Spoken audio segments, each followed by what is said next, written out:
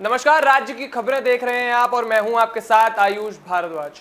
अफगानिस्तान में हालात लगातार बिगड़ रहे हैं। तालिबान ने अफगानिस्तान को पूरी तरह से अपने कब्जे में ले लिया। वहीं जेएनयू छात्र संघ ने अफगानिस्तान के समर्थन में विरोध प्रदर्शन किया। इस दौरान प्रदर्शन में तालिबान के खिलाफ जमकर नारेबाजी की गई। प्रदर्शनकारी छात्रों ने अमेरिका और यूनाइटेड नेशंस पर सवाल उठाए और अफगानिस्तान की स्थिति पर चिंता जाहिर की है। प्रदर्शनकारी छात्रों ने तालिबान के खिलाफ जमकर नारेबाजी की। जेएनएसयू छात्र संघ की अध्यक्षा आयशी घोष ने कहा कि भारत या जेएनयू में अफगानिस्तानी मूल के जो छात्र हैं उनके साथ जेएनएसयू खड़ा है और उनकी हर संभव मदद करेगा। साथ ही उन्होंने भारत सरकार से मांग की कि वे भारत में रह रहे लोगों की सुरक्षा और मदद करें और अफगानिस्तान में फंसे भारतीय मूल के लोगों को सुरक्षित लाने की व्यवस्था करें। इन लोगों ने जेएनयू प्रशासन से मांग की है कि जेएनयू में पढ़ रहे अफगान मूल के दर्जन भर छात्रों की सुरक्षा करें और उनकी जो भी मदद हो सके वो की जाए। क्या कुछ कहना था आयशी घोष का, आइए आपको सुनवाते हैं।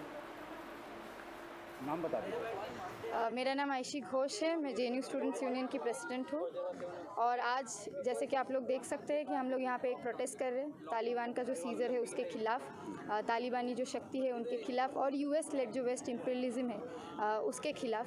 क्योंकि आज अफ़गानिस्तान के जो अंदर हो रहा है, जो पॉलिटिकल टर्मोइल हो रहा है, इस समय पे एज एन स्टूडेंट यूनियन हम लोग अपना जो सॉलिडेरिटी है उसको हम एक्सटेंड करना चाहेंगे अफ़गानिस्तान के आवाम के लिए। वहाँ पे जो महिलाएं हैं, वहाँ पे सारे लोग हैं जो तालिबान की जैसे शक्ति के खिलाफ लड़ रहे हैं उनके लिए। और हम चाहते हैं कि यूएन का जो इंटरवेंशन हो वो जल्द से जल्द हो, लेकिन साथ साथ ये भी चाहते हैं कि गवर्नमेंट ऑफ इंडिया की तरफ से, भारत सरकार की तरफ से यहाँ पे जितने भी अफ़गानिस्तान के नेशनल्स है, चाहे उसमें से स्टूडेंट्स भी इंक्लूडेड हो। जेएनयू छात्र संघ के छात्रों ने तालिबान के खिलाफ प्रदर्शन किया है, जमकर नारेबाजी तालिबान के खिलाफ करते हुए उन्होंने सरकार से और जेएनयू प्रशासन से ये मांग की है जो अफगान मूल के जो बच्चे हैं जो जेएनयू के अंदर पढ़ रहे हैं उनको सुरक्षा मुहैया कराई जाए, साथ ही साथ जो भी संभव उनकी मदद हो सकती है वो सब भी की जाए। चलिए अगली खबर की तरफ बढ़ते हैं जो दिल्ली से है, जहां आने वाले चुनावों को लेकर बीजेपी की तैयारियां जोरों पर हैं। चुनावों के मद्देनजर बीजेपी ने देश भर में जन आशीर्वाद यात्रा की शुरुआत की है। इसी क्रम में कैबिनेट मंत्री मीनाक्षी लेखी ने प्रेस वार्ता की, जिसके बाद उनकी अगुवाई में जन आशीर्वाद यात्रा निकाली गई। इस यात्रा के दौरान उन्होंने लोगों को पिछले चुनावों में जीत दिलाने के लिए धन्यवाद दिया, साथ ही साथ लोगों से अगले चुनावों में आशीर्वाद बनाए रखने के लिए अपील की है। तो 2022 के चुनावों को लेकर बीजेपी लगातार जन आशीर्वाद यात्रा कर रही है। उत्तराखंड, उत्तर प्रदेश सहित पूरे देश भर में ये यात्रा हो रही है। इसी की अगुवाई कल दिल्ली में मीनाक्षी लेखी जो कैबिनेट मंत्री हैं उन्होंने की है। क्या कुछ कहना था मीनाक्षी लेखी का, आइए आपको सुनवाते हैं। बहुत बहुत धन्यवाद नवीन जी। उपस्थित मेरे सभी भाई बहन, हम लोग समय से थोड़ा पीछे चल रहे हैं और उसका कारण है कि क्षेत्र की जनता में इतना उत्साह है कि हर जगह रुकना होता है और कम भी रुको तो थोड़ा सा समय लग जाता है। हमने पूरा प्रयास किया कि कम से कम समय रुके, मगर बावजूद उसके थोड़ा सा देरी हुई, तो आप सबसे क्षमा प्रार्थी हूँ। और आज की जो हमारी यात्रा है उसका नाम ही हमारा संदेश है, जन आशीर्वाद यात्रा। भारत की जनता हमारे लिए सर्वोपरि है और जिस जनता ने हमें चुनकर भेजा उसके लिए लगातार हम कार्य करते रहें और एक दूसरे का सहयोग कर कर देश के लिए काम करें और कदम से कदम मिलाकर चलें, यही आज का संदेश है।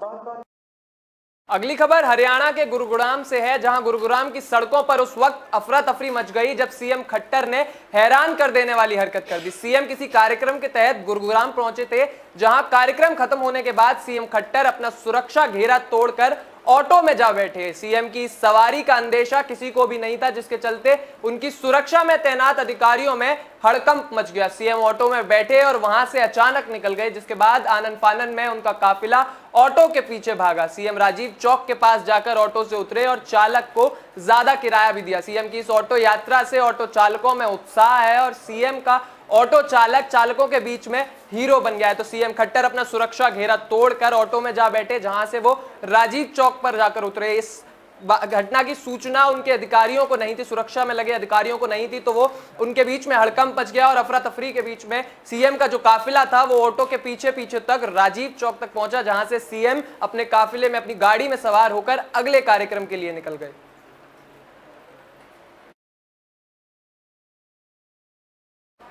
अगली खबर हिमाचल से है, जहां अफगानिस्तान में इस वक्त हालात बेकाबू हो चुके हैं। अफगानी नागरिकों के साथ साथ वहां फंसे भारतीय भी जल्द से जल्द वहां से निकालना चाहते हैं। आलम तो यह है कि लोग सड़क हो या हवाई जहाज, लोग बदहवासो हालत में बस अफगानिस्तान को छोड़ना चाहते हैं। इस बीच हिमाचल के सीएम जयराम ठाकुर का वहां फंसे हिमाचली लोगों को लेकर एक बयान सामने आया है। सीएम का कहना है कि हिमाचली लोगों को वहां से निकालने के लिए राज्य सरकार लगातार विदेश मंत्रालय के संपर्क में है और वहां फंसे हिमाचलियों को जल्द से जल्द सुरक्षित बाहर निकाला जाएगा। इसकी आश्वासन भी उन्होंने हिमाचल के लोगों को दिया है।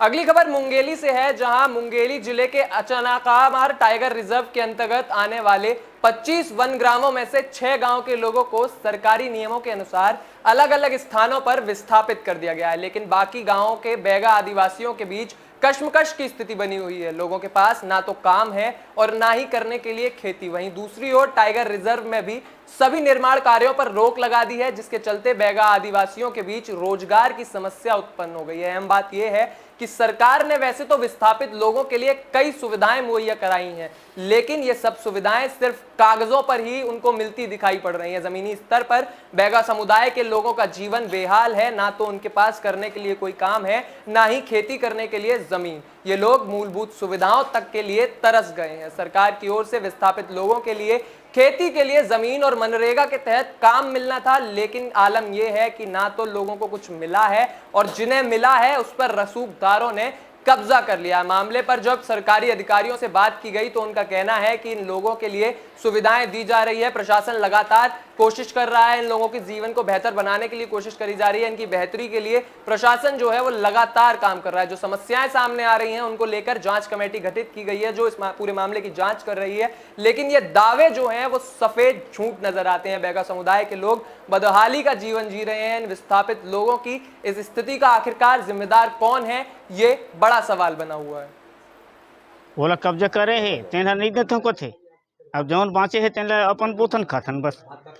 कोनो 2000, कोनो 1000, कोनो 500, कोनो 1000 ऐसे में होगा तो खाई से अपन कमा के खाई से तेन तो छूटा गए। हमार जमीन के जमीन आपस होना चाहिए बस।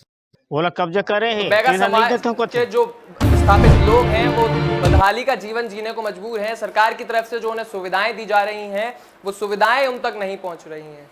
ऐसी ही तमाम खबरों के लिए जुड़े रहिए एबी स्टार न्यूज के साथ। नमस्कार।